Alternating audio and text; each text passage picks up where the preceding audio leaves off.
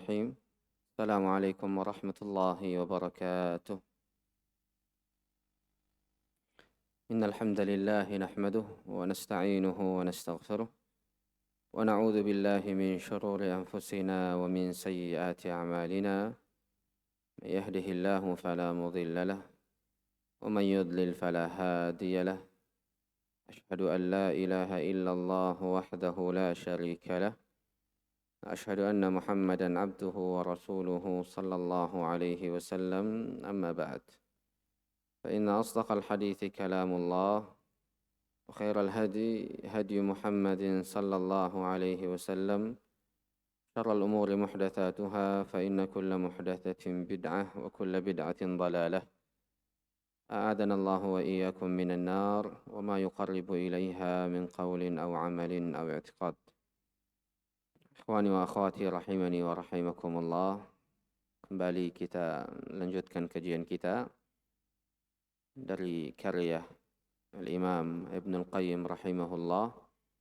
Pada karya beliau Ar-Risalatut Tabukiyah, sebuah pesan yang beliau kirimkan untuk saudara-saudaranya di negeri Syam dari negeri Tabuk. Kita telah sampai pada ucapan muallif rahimahullah, walihada yaqrinullahu bainal imani wal hijrah. Nah, tafadhal. Bismillahirrahmanirrahim. Alhamdulillah rabbil alamin wassalatu wassalamu ala asyrafil anbiya'i wal mursalin wa ala alihi wa sahbihi wa man tabi'ahum bi ihsanin ila yaumiddin. Amma ba'd. قال المصنف رحمه الله تعالى ولهذا يقرن سبحانه بين الإيمان والهجرة في القرآن في غير موضع لتلازمهما واقتداء أحدهما للآخر. Hasbuk.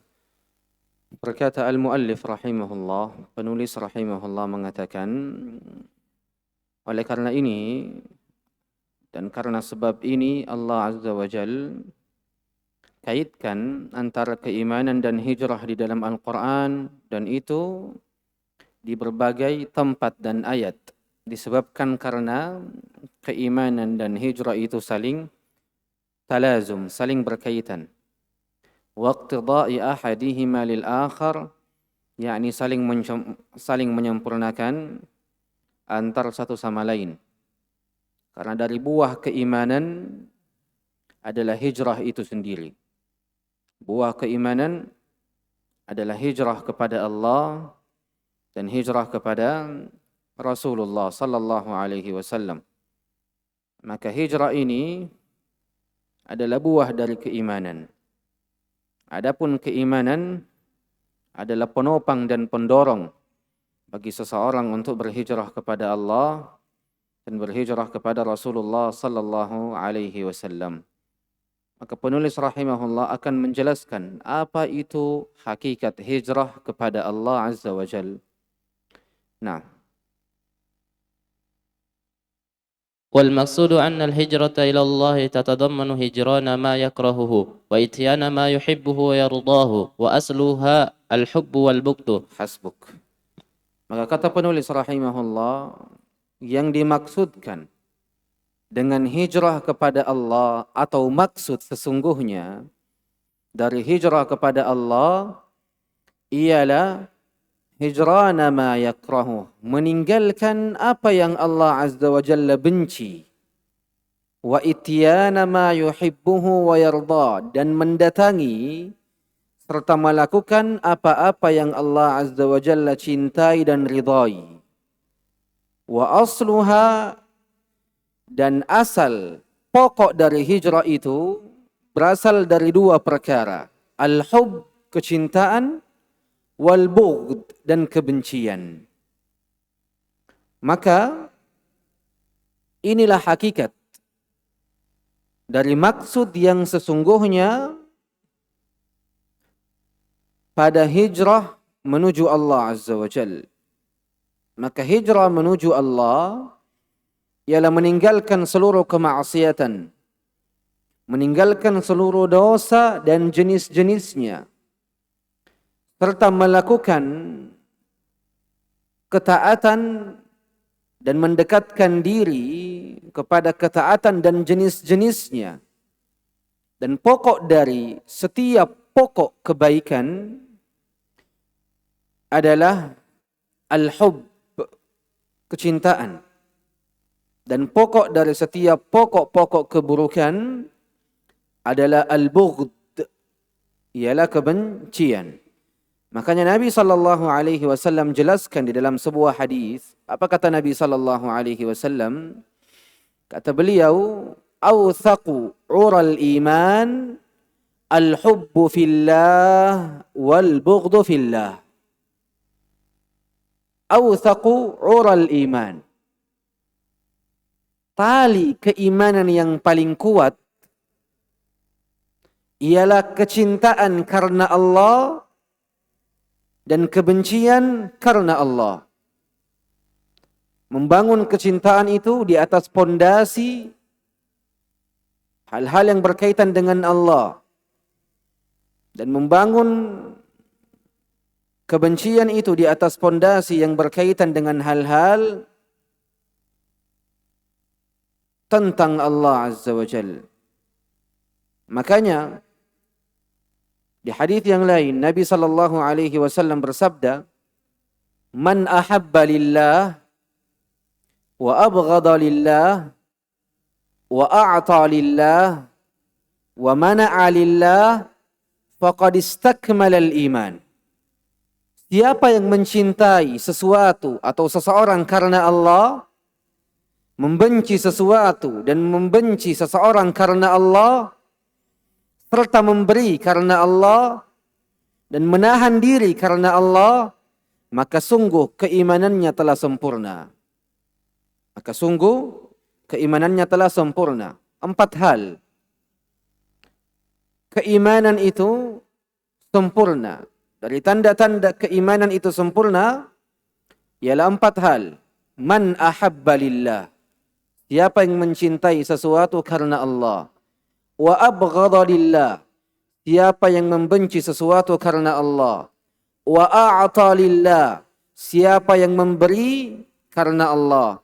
Wa mana'a lillah, dan siapa yang menahan diri karena Allah, faqad istakmala al-iman, maka sungguh keimanannya telah sempurna.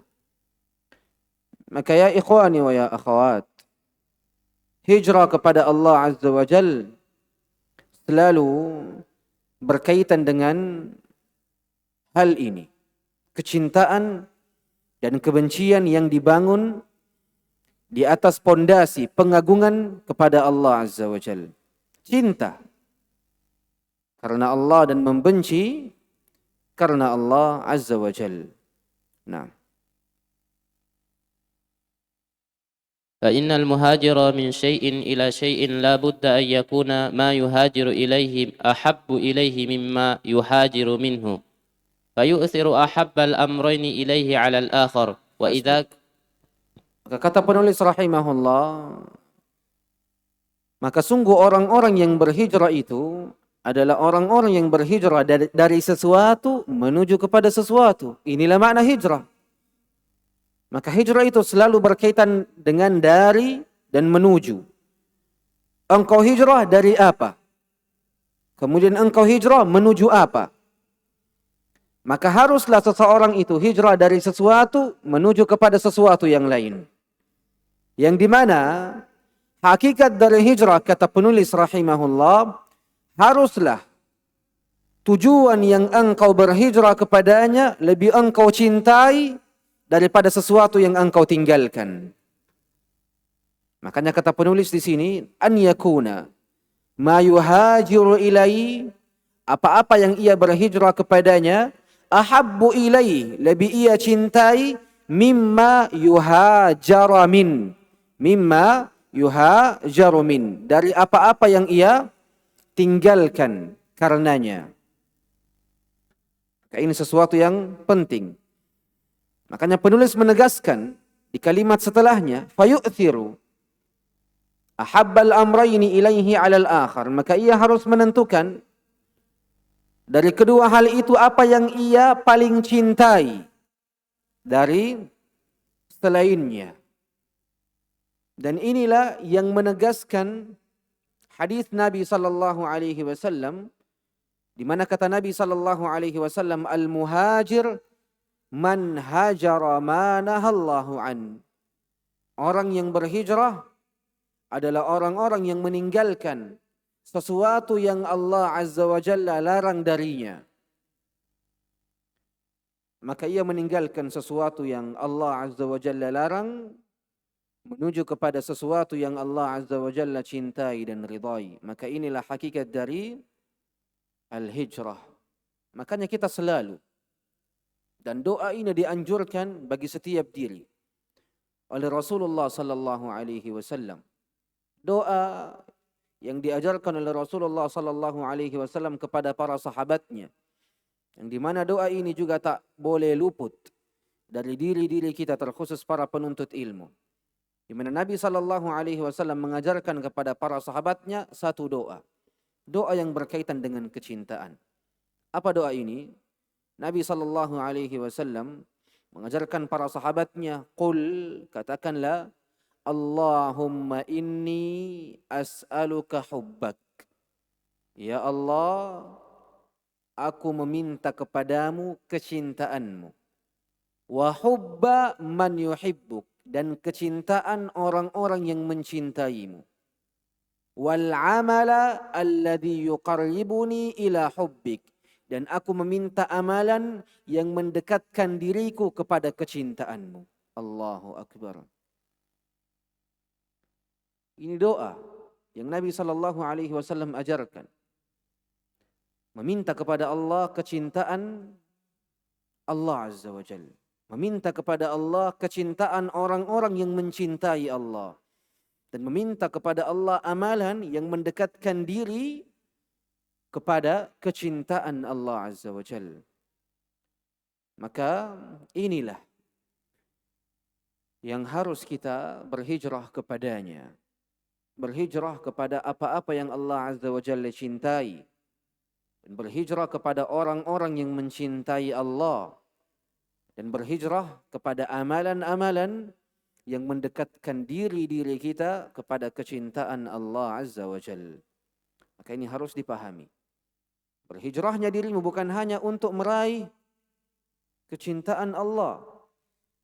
Tapi engkau dapat meraih kecintaan Allah dengan engkau memiliki teman-teman dan memiliki lingkungan yang mencintai Allah Azza wa Jalla. Atau engkau memiliki amalan yang di mana amalan ini mampu mendekatkan dirimu kepada Allah, yang dengan sebabnya engkau mencapai dan meraih kecintaan Allah Subhanahu wa taala.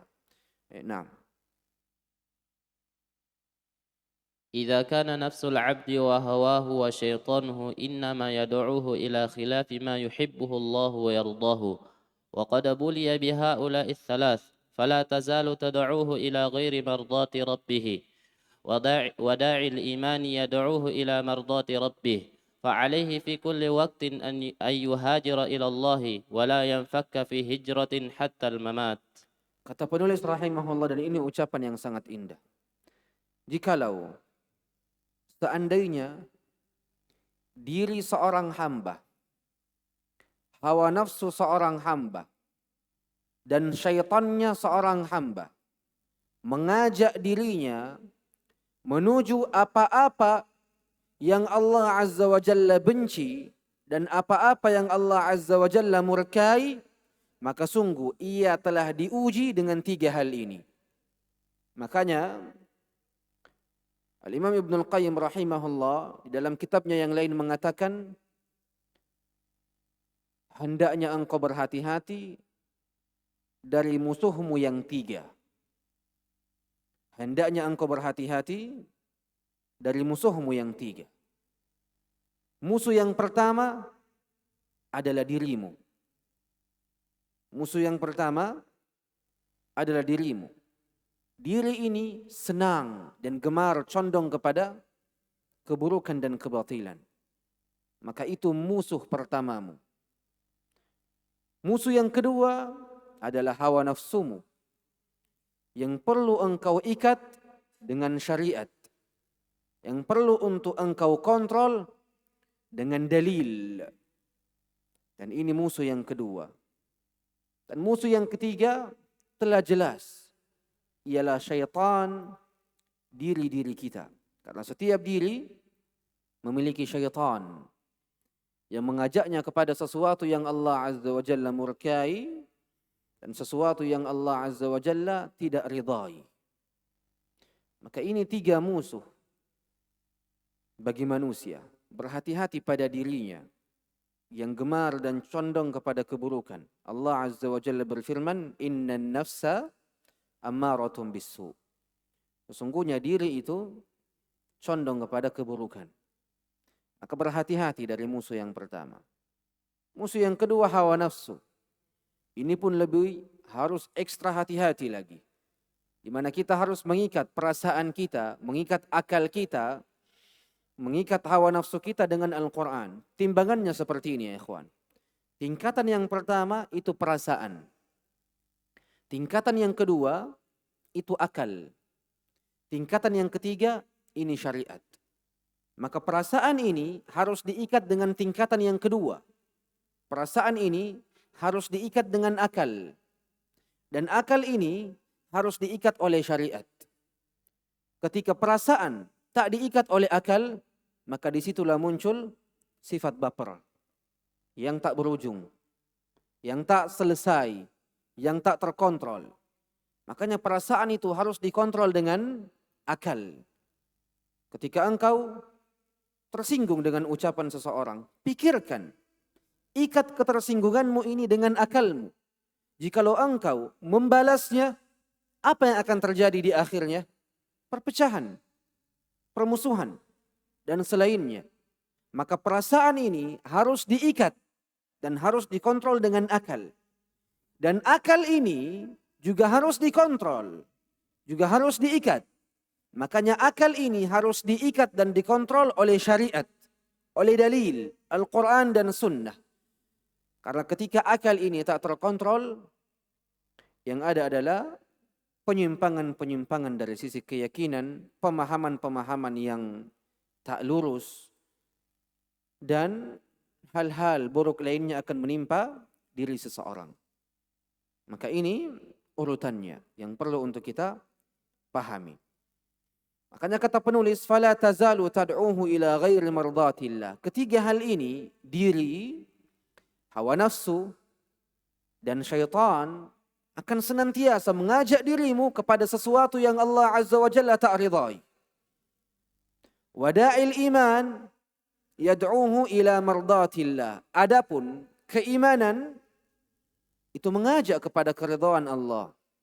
Fa'alai, maka wajib, kata penulis rahimahullah, kulla waqt, di setiap waktu, an yuhajira ilallah, untuk berhijrah kepada Allah. Mengikat ketiga musuhnya itu dengan dalil dan menjadikan keimanannya satu-satunya penopang dan satu-satunya pendorong agar ia mampu untuk berhijrah kepada Allah Azza wa Jalla. Berhijrah kepada Allah dari sisi keyakinan, dari sisi amalan, dari sisi akhlak, dan dari sisi lingkungan, bahkan dari sisi kebiasaan. Makanya kata penulis setelah itu, wala yanfak fi hijratin hatta al-mamat. Ia tak akan pernah terlepas dari permasalahan hijrah kepada Allah Azza wa Jal sampai ia mati, sampai ia meninggal. Dan inilah makna dari firman Allah, wa'bud rabbaka hatta ya'tiyakal yaqin. Sembahlah Allah Azza wa Jal sampai kematian itu mendatangi dirimu. Dan ini jugalah makna firman Allah Azza wa Jalla di dalam surah Al-Imran. Allah Azza wa Jalla berfirman, ya ayyuhalladzina amanu ittaqullaha haqqa tuqatih wa la tamutunna illa wa antum muslimun. Wahai orang-orang yang beriman, bertakwalah kalian kepada Allah dengan sebenar-benar takwa. Wala tamutun, janganlah engkau meninggal, janganlah engkau mati, illa, melainkan wa antum muslimun, menyerahkan seluruh amalanmu, keyakinanmu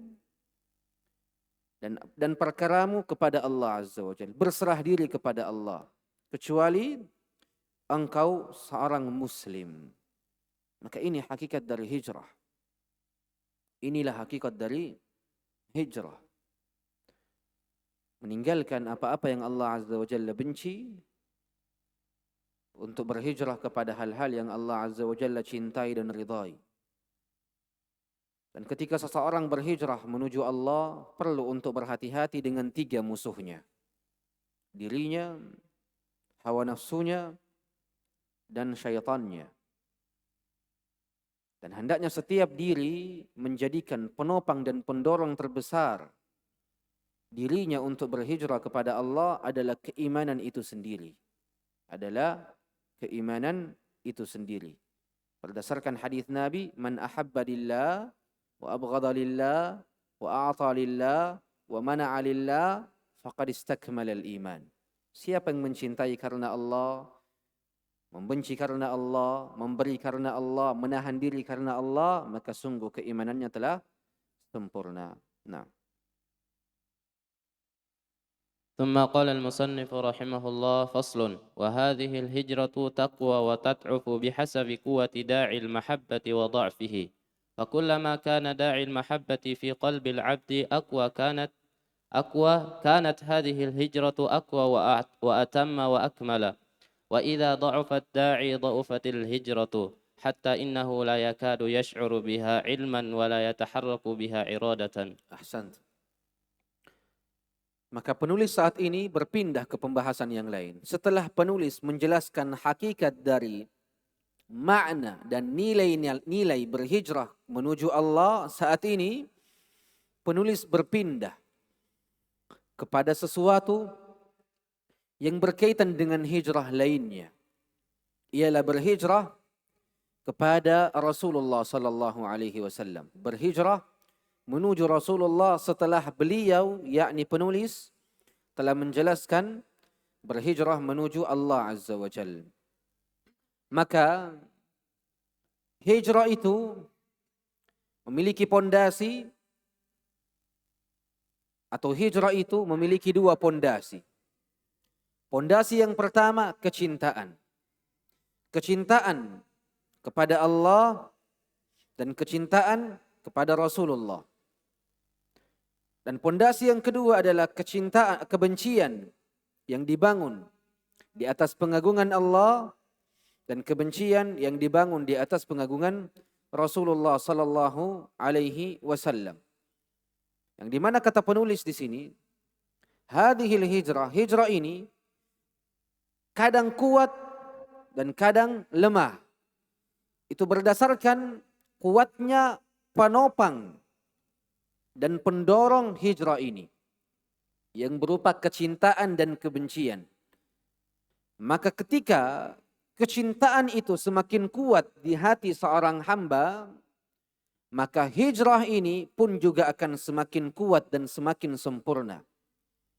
Akan tetapi ketika kecintaan itu lemah pada hati-hati seorang hamba, maka keinginan berhijrah kepada Allah dan berhijrah kepada Rasulullah juga akan melemah. Makanya Imam Ibnul Qayyim menjelaskan perkara ini juga di dalam kitabnya yang lain yang bernama Madarijus Salikin. Di mana Imam Ibnul Qayyim rahimahullah sangat menyarankan bagi para penuntut ilmu untuk membaca kitab ini, guna untuk memahami hal-hal yang berkaitan dengan kecintaan dan hal-hal yang berkaitan dengan kebencian. Karena kecintaan itu ada penopangnya, ada pendorongnya, dan ada sebab-sebab terjadinya. Begitupun juga kebencian, ada penopangnya, ada pendorongnya, dan ada sebab-sebab terjadinya.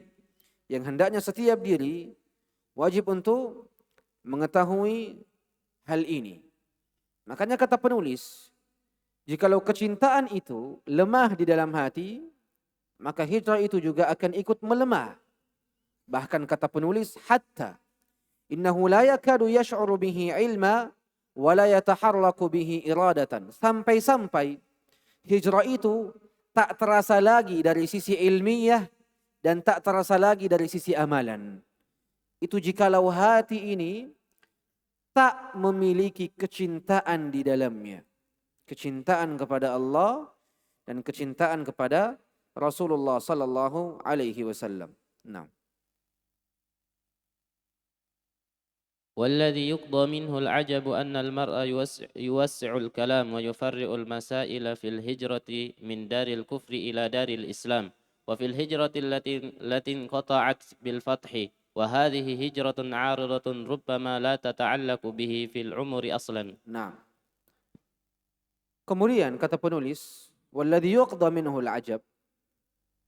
Tapi yang membuat seseorang itu takjub, sebuah permasalahan yang ajaib, sebuah kondisi yang ajaib, ialah adanya beberapa orang, adanya oknum-oknum, adanya figur-figur yang memperluas pembahasan hijrah ini. Bahkan membuat cabang-cabang yang berkaitan dengan hijrah ini. Ketika ia berbicara tentang hijrah, kata penulis rahimahullah, ia hanya berbicara tentang hijrahnya seseorang dari negara kafir menuju kepada negara Islam. Atau ia berbicara tentang hadis Nabi sallallahu alaihi wasallam di mana Nabi sallallahu alaihi wasallam bersabda, "La hijrata ba'dal fath." Tidak ada lagi hijrah setelah pembebasan Makkah menjadi negara Islam. Ia hanya berbicara tentang ini. Makanya kata penulis di sini, wa hadhihi hijratun 'aridah. Hijrah yang engkau maksudkan ini dari hijrahnya seseorang dari negara kafir menuju negara Islam adalah hijrah yang sifatnya cabang. Yang permasalahannya datang secara tiba-tiba. Bahkan kata penulis, rubbama, mungkin saja, la tata'allaqu bihi fil umri asla. Yang bisa saja perkara ini tidak berkaitan dengan kehidupan seseorang sampai ia meninggal.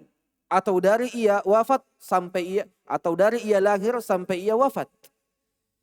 Karena dirinya telah berada di negara Islam dari ia lahir sampai ia wafat. Sehingga ia tak membutuhkan lagi yang namanya hijrah. Makanya kata penulis, hadhihi hijratun 'aridah. Dan ini kebanyakan pembicaraan manusia ketika ia berbicara tentang hijrah. Yang sejatinya tidak ada celaan padanya. Tidak ada celaan padanya. Karena memang wajib untuk membahas perkara-perkara seperti ini juga. Terutama bagi saudara-saudara kita yang tinggal di negara-negara kafir. Tapi jangan sampai engkau melupakan pokok dari hijrah itu. Jangan sampai engkau membahas hukum-hukum yang berkaitan hijrahnya seseorang dari negara kafir menuju negara Islam, tapi engkau lupa hijrah yang sejati. Pokok dari hijrah. Apa pokok dari hijrah? Berhijrahnya seseorang dari apa-apa yang Allah Azza wa Jalla benci, apa-apa yang Allah Azza wa Jalla murkai, menuju kepada apa-apa yang Allah Azza wa Jalla cintai dan ridhai. Ini pokok dari hijrah yang senantiasa akan ada pada diri-diri seorang hamba, yang akan senantiasa berkaitan pada seluruh kehidupan manusia. Hijrahnya dirinya dari perkara yang Allah Azza wa Jalla benci menuju kepada perkara yang Allah Azza wa Jalla cintai. Maka ini wajib untuk kita perhatikan. Maka hijrah itu jangan berbicara terus-menerus tentang hijrahnya badan. Hijrahnya badan sifatnya cabang. Sebagaimana yang kita jelaskan di pertemuan awal. Tapi pokok dari hijrah adalah hijrahnya hati. Maka ini perlu untuk diutamakan. Perlu untuk dititik beratkan. Hijrahnya hati menuju Allah.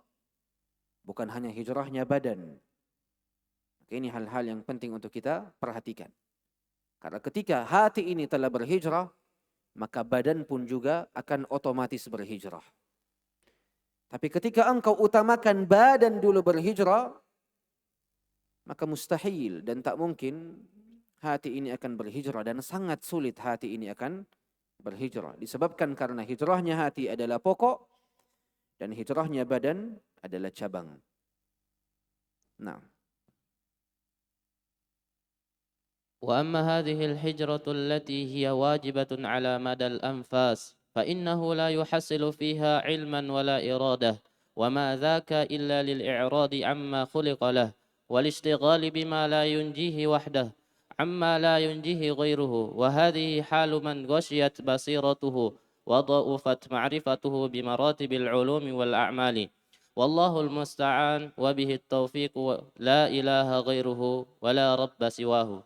Makanya kata penulis setelah ini, wa amma hadhil hijrah, adapun hijrah ini, yakni hijrahnya hati menuju Allah, hijrahnya hati menuju Rasulullah, hijrahnya hati dari perkara yang haram menuju perkara yang Allah Azza wa Jalla cintai dan ridai, adalah kewajiban ala madal anfas. Kewajiban pada setiap nafas-nafas yang engkau hirup.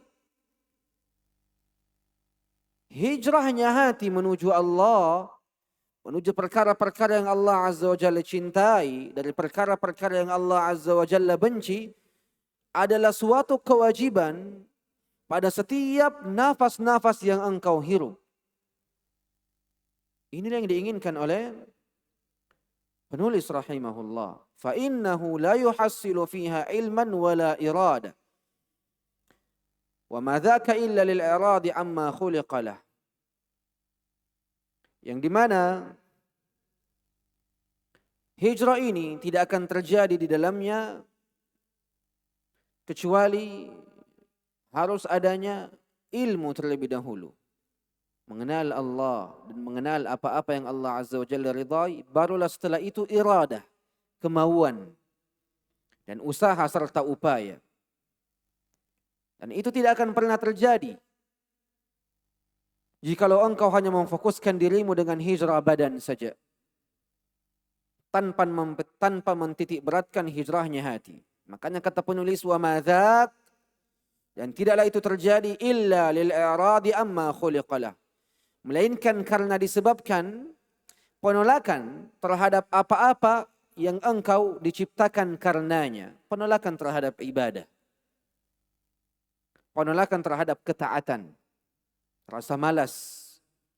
Orang-orang yang ingin berhijrah kepada Allah tak akan pernah sampai pada tujuannya ketika ia masih diliputi dengan rasa malas, rasa lelah, dan rasa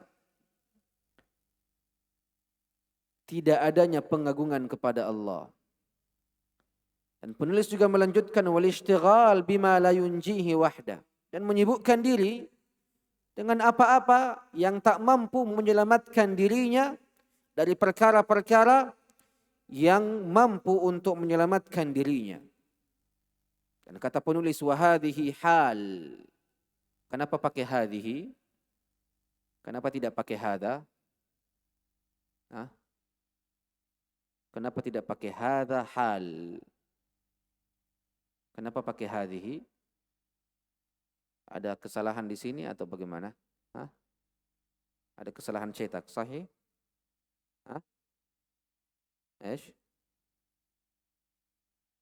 Apa itu? Di sini hadhihi hal. Kenapa bukan hadha halun? Bukankah hal itu muzakkar? Muannas? Bukan muzakkar? Hal itu muzakkar dan muannas. Boleh digunakan haza, boleh digunakan hazi. Tamam ya Muhammad? Jadi ada kata-kata yang muzakkar dan muannas. Seperti apa? Hal. Seperti apa? Dar. Seperti apa? Sikin. Dan selainnya. Itu boleh kita gunakan jalur muzakkar dan jalur muannas. Jangan dicampur. Nanti ikhtilat. Berdosa. Tamam? Pahami di sini? Zain. Jadi kata penulis rahimahullah, wa hadhihi halun, dan boleh wa hadha halun. Man ghashiyat basiratu. Wa hadhihi halu man ghashiyat basiratu, dan inilah keadaan dan kondisi orang-orang yang tertipu dengan pemahamannya. Wa dha'ifat ma'rifatu, dan lemah pemahamannya bimaratibil ulum, dari urutan-urutan ilmu dan urutan-urutan amalan. Wallahul musta'an.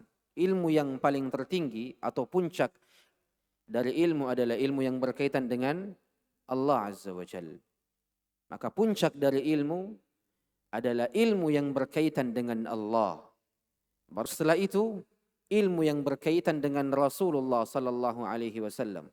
Baru setelah itu ilmu yang berkaitan dengan agama Allah Azza wa Jal dan hukum-hukumnya beserta dalilnya. Makanya kata Al-Imam Al-Mujaddid Muhammad ibn Abdul Wahhab dalam risalahnya Al-Usul Thalatha, ada 4 perkara yang wajib untuk kita pelajari pada setiap diri. Yang pertama apa? Al-ilm. Apa itu ilmu? Ma'rifatu Allah wa ma'rifatu nabiyyik wa ma'rifatu dinil Islam bil adillah. Maka ilmu itu dan puncak dari ilmu itu adalah mengenal Allah Azza wa Jalla. Puncak dari ilmu adalah mengenal Allah. Baru setelahnya mengenal Rasulullah. Baru setelahnya mengenal agama Allah dan hukum-hukumnya beserta dalilnya. Dan ini penegasan menunjukkan bahwasannya seseorang beragama itu wajib dengan dalil. Seseorang beragama wajib dengan dalil. Bahkan pada permasalahan-permasalahan akidah, permasalahan-permasalahan yang berkaitan dengan Allah, itu tak diperbolehkan taklid buta di situ. Makanya kata Syekh Saleh Al-Syekh hafizahullah, babul aqaid haruma fihi at-taqlid.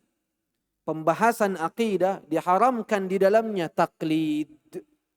Diharamkan di dalamnya taklid. Maka ini wajib untuk kita perhatikan.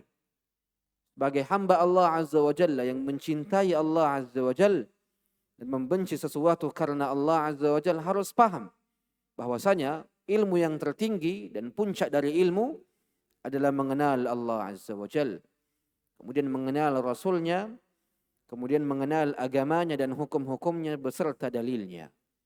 Nah. ثم قال المصنف رحمه الله تعالى فصل وأما الهجرة إلى الرسول صلى الله عليه وسلم فمعلم لم يبق منه سوى رسمه ومنهج لم تترك منه بنية الطريق سوى اسمه ومحجة سفت عليها السوافي فطمست رسومها وأغارت عليه الأعادي فغورت مناهلها وعيونها فسالكها غريب بين العباد فريد بين كل حي وناد بعيد على قرب المكان وحيد على كثرة الجيران مستوحش مما به يستأنسون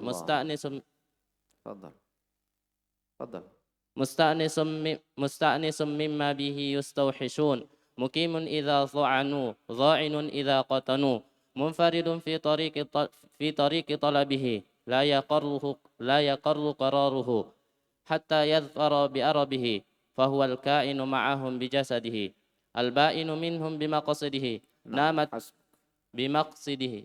Kata penulis rahimahullah, kalam ajib, ucapan yang indah dan ucapan yang mendalam. Kata penulis rahimahullah, dan ini pembahasan yang baru. Adapun berhijrah kepada Rasulullah adalah sebuah prinsip yang tak lagi tersisa kecuali namanya. Wa manhaj, sebuah metode dan konsep yang ditinggalkan di ujung jalan dan yang tertinggal hanyalah namanya. Wa mahajjatun, dan sebuah jalan safat 'alaiha sawafi, yang dimana orang-orang bodoh berjalan di atasnya sehingga memadamkan cahaya-cahayanya dan nama-namanya. Wa agharat 'alaiha al-a'adi, di mana musuh-musuh sunnah, musuh-musuh Rasul itu cemburu kepadanya. Faghawwarat manahilaha wa uyunaha, sehingga ia mengotori sumber-sumber airnya dan mengotori jalur-jalurnya. Allahu Akbar. Beliau melanjutkan, fasalikuha, dan orang-orang yang berjalan di atas konsep Nabi, orang-orang yang berjalan di atas jalan berhijrah menuju Rasulullah, gharibun bainal ibad, asing di antara manusia. Faridun baina kulli hayyin wa nadin, seseorang yang menyendiri di antara orang-orang yang hidup dan orang-orang yang saling menyeru antara satu sama lain. Ba'idun ala qurbil makan, terasa jauh dari dekatnya tempat. Wahidun ala kathratil jiran, sendiri pada banyaknya tetangga-tetangga. Mustauhishun mimma bihi yasta'nisun, terasa asing dan terasa aneh dari hal-hal yang manusia condong kepadanya. Allahu Akbar. Ucapan yang indah dari penulis rahimahullah dan sebagai motivasi bagi setiap orang-orang yang berjalan di atas konsep Nabi. Karena konsekuensi dari orang-orang yang teguh di atas konsep Nabi dan manhaj Rasulullah sallallahu alaihi wasallam, konsekuensi dari orang-orang yang ingin berhijrah kepada Rasulullah sallallahu alaihi wasallam haruslah asing di antara manusia. Haruslah merasa sendiri di antara orang-orang yang hidup. Haruslah merasa terasa jauh pada tempat-tempat yang seharusnya terasa dekat. Haruslah merasa sendiri dari banyaknya tetangga-tetangga dan banyaknya manusia. Haruslah merasa aneh pada perkara-perkara yang manusia condong kepadanya. Dan harus merasa condong kepada hal-hal yang manusia merasa aneh kepadanya. Muqimun idza dha'anu, za'inun idza qatanu, munfaridun fi tariqi talabi, la yaqarru qararuhu hatta yadfara bi arabi, fahuwa al-kainu ma'ahum bi jasadih, al-ba'inu minhum bi maqsadih. Allahu Akbar. Kata penulis rahimahullah, orang-orang yang berhijrah kepada Rasulullah sallallahu alaihi wasallam akan senantiasa berada di atas konsep ini walaupun ia diuji, walaupun ia diganggu. Ia akan tetap teguh sendiri fi tariqi talabi, di jalan yang ia ingin tempuh, yakni jalan berhijrahnya dirinya kepada Rasulullah sallallahu alaihi wasallam. La yaqarru qararuhu hatta yadhfara bi arabi. Keputusan yang ia telah putuskan tidak akan pernah terputus sampai ia mendapatkan apa yang ia inginkan. Fahuwal kainu ma'ahum bi jasadih. Maka orang-orang yang berhijrah kepada Nabi sallallahu alaihi wasallam dan Rasulullah sallallahu alaihi wasallam haruslah berada dengan manusia dari sisi jasad, tapi berbeda dari manusia dari sisi tujuan dan maksud. Itu sudah konsekuensi. Engkau harus tetap bersama dengan manusia yang condong kepada keburukan dari sisi jasad. Akan tetapi dari sisi tujuan dan dari sisi maksud, engkau terpisah dari mereka. Maka pembahasan ini adalah pembahasan yang berkaitan dengan ta'zimus sunnah, pengagungan terhadap sunnah, pengagungan terhadap manhaj Rasulullah, pengagungan terhadap konsep Rasulullah sallallahu alaihi wasallam. Dan pembahasan ini berkaitan dengan motivasi dari penulis untuk senantiasa istiqamah di atas ittiba' dan istiqamah di atas hidayah dari hidayah Rasulullah sallallahu alaihi wasallam. Motivasi untuk terus berjalan di atas konsep Rasulullah. Motivasi untuk terus selaras dengan apa-apa yang mencocoki sunnah Nabi sallallahu alaihi wasallam. Karena sebagaimana yang diumpamakan oleh Al-Imam Malik, as-sunnah safinatu Nabi Nuh. Safinatu Nuh. Sunnah itu diumpamakan oleh Al-Imam Malik sebagai sebuah perahu dari perahunya Nabi Nuh alaihi salam. Man rakibaha naja, siapa yang naik ke atasnya ia akan selamat. Wa man tarakaha halak, dan siapa yang meninggalkan perahu itu maka ia akan binasa.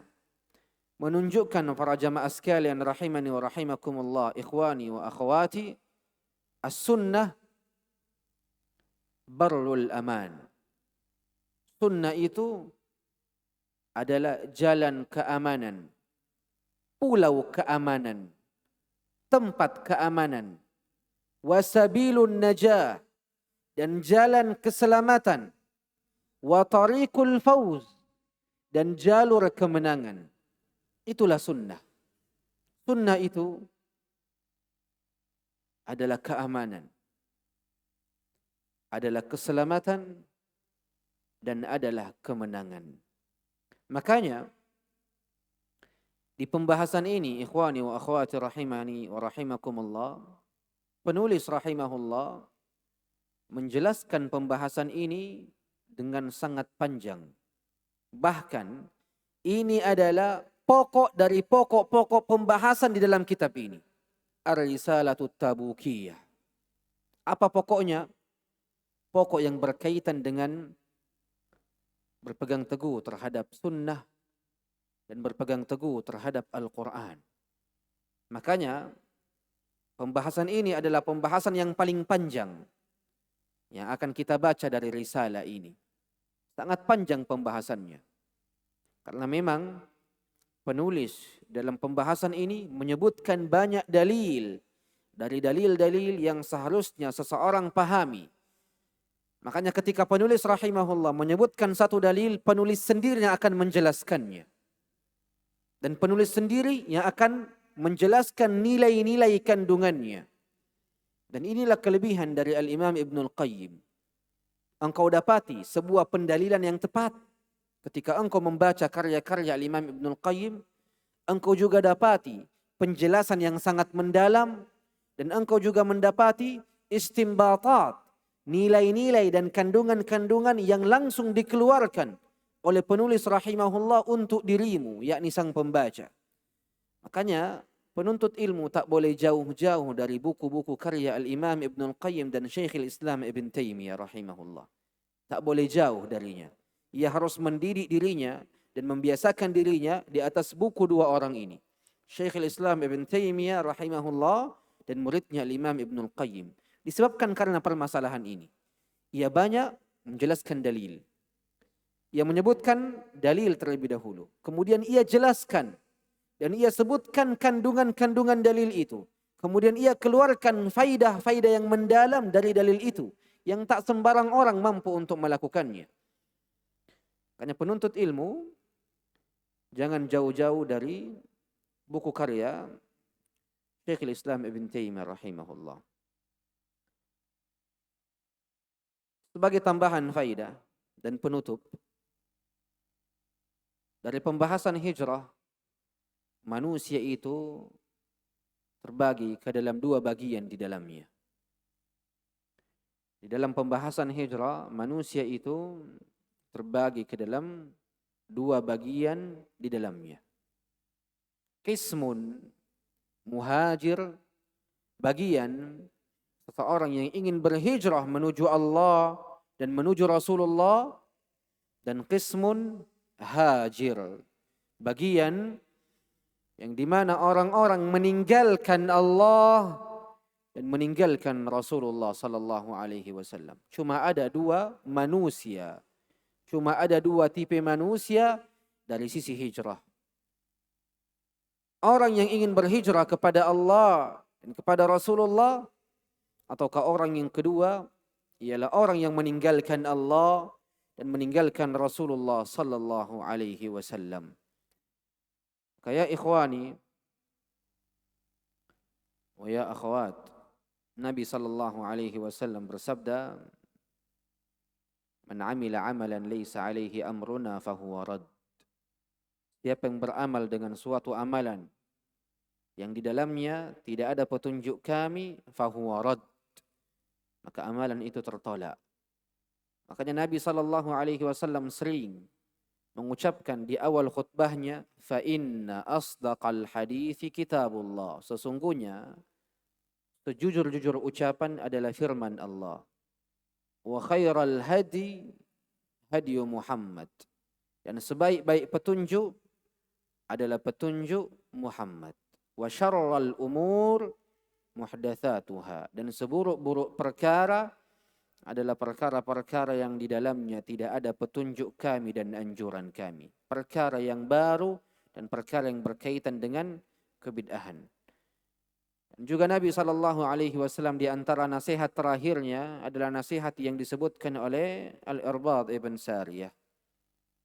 Di mana ketika itu Nabi SAW memberikan wejangan, maka salah seorang sahabat mengatakan, "Ka'anna hadhil mau'izah mau'izatu muwaddi." Seakan wejangan yang Nabi SAW sampaikan saat ini adalah wejangan-wejangan orang-orang yang ingin pergi jauh. Wejangan-wejangan orang-orang yang ingin meninggalkan kami. Maka para sahabat pun menambah dan meminta tambahan wejangan dari Rasulullah dengan mengatakan, "Fa'ausina, wasiatilah kami ya Rasulullah." Apa kata Nabi SAW? "Usikum bitaqwallah." Saya nasihatkan kepada kalian untuk senantiasa bertakwa kepada Allah, melakukan apa yang Allah perintahkan dan menjauhi segala bentuk larangan Allah Azza wa Jalla. Kemudian Nabi SAW mewasiatkan as-sam'i wa ta'ah, mendengar dan taat kepada pemimpin kaum muslimin. Wa in ta'ammara 'alaikum 'abdun habasyi, bahkan ketika yang memimpinmu adalah seorang budak dari Habasyah. Di mana setelah itu Nabi SAW bersabda, fa innahu man ya'ish minkum ba'di fa sayara ikhtilafan katsira. Sungguh siapa saja yang hidup setelahku, maka ia akan melihat perselisihan yang sangat banyak, perbedaan yang sangat banyak. Tapi Nabi SAW tidak hanya menakut-nakuti dirimu, di mana engkau akan melihat perselisihan yang banyak, tapi Nabi SAW memberikan jalan keluarnya. Kata Nabi SAW, "Fa'alaikum bisunnati." Hendaklah kalian berada di atas sunnahku. Wa sunnatil khulafa'ir rasyidin al-mahdiyyin. Hendaknya kalian juga berada di atas sunnah-sunnah para khalifahku yang Allah Azza wa Jalla berikan hidayah dan yang Allah Azza wa Jalla berikan petunjuk. Bukan hanya itu saja, kembali Rasulullah SAW tegaskan. Mengapa? Karena Rasulullah SAW tahu kehidupan setelah Nabi SAW adalah kehidupan yang dipenuhi dengan ujian, dipenuhi dengan fitnah, dipenuhi dengan syahwat, dipenuhi dengan syubhat. Sehingga Nabi SAW tegaskan, tamassaku biha. Berpegang teguhlah kalian dengan sunnahku, dengan sunnah para sahabatku. Wa'addu 'alaiha bin nawajid. Bahkan, jikalau engkau tak mampu untuk memegangnya, maka gigitlah ia dengan gigi-gigi geraham kalian. Sambil tetap memberikan kalian peringatan. Di mana kata Nabi SAW, wa iyyakum. Berhati-hatilah kalian. Wa muhdatsatil umur, dari perkara-perkara yang baru, perkara-perkara yang bid'ah, perkara-perkara yang di dalamnya tidak ada anjuran dan tidak ada isyaratnya. Fa inna kulla muhdatsatin bid'ah. Karena sungguh perkara yang baru adalah kebid'ahan. Wa kulla bid'atin dalalah. Dan setiap kebid'ahan itu hukumnya sesat. Adapun riwayat tambahan wa kulla dhalalatin finnar, kata guru kami hafizahullah, riwayat ini adalah riwayat yang lemah. Riwayat ini adalah riwayat yang lemah. Maka hendaknya seorang penuntut ilmu mencukupkan dirinya dengan hadis-hadis yang sahih. Fa inna kulla dhalalatin finnar adalah riwayat yang lemah. Dan mungkin saya sudah sampaikan faedah ini. Belum? Di mana pernah suatu ketika saya menjadi penerjemah dari guru kami Syekh Khalid ibn Muhammad Utsman di Jeneponto kemarin.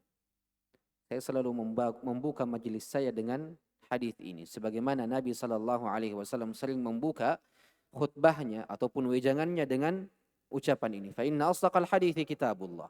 Wa khairal hadi hadi Muhammad wa syarrul umuri muhdatsatuha wa kullu muhdatsatin bid'ah wa kullu bid'atin dalalah. Dan saya lanjut dengan riwayat yang lain, wa kullu dhalalatin finnar. Syekh Khalid memanggil saya, ya Syekh Mudzakkir, wa kulla dhalalatin finnar dhaif.